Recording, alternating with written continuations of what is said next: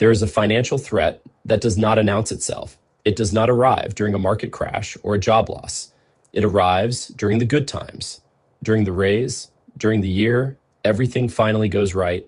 It is called lifestyle creep, and it is one of the most reliable wealth destroyers in existence, not because it is dramatic, but because it is invisible. The Stoics had a specific practice for this. They called it negative visualization, the deliberate contemplation of loss, not to be pessimistic, but to remain clear-eyed about what you actually have and what you actually need.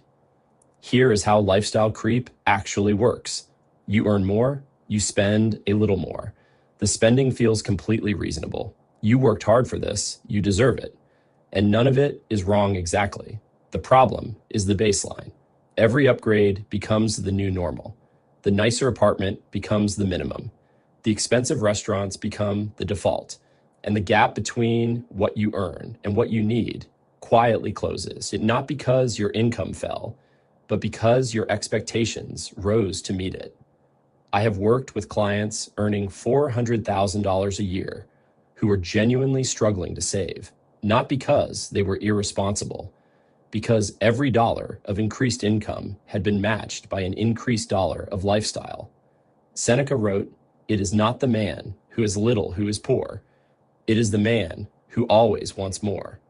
The trap of lifestyle creep is not that you spend money.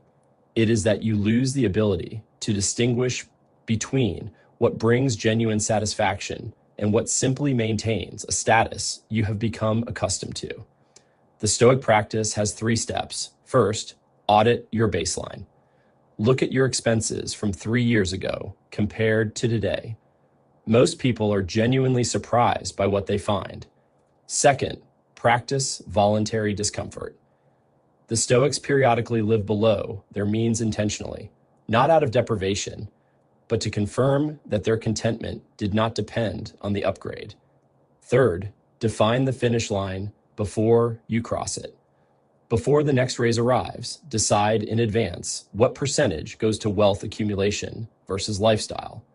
Make the decision while your judgment is still clear.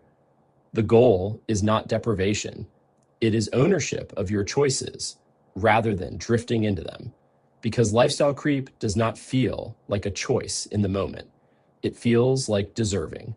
And by the time it becomes visible, the habits are set and the baseline has already moved.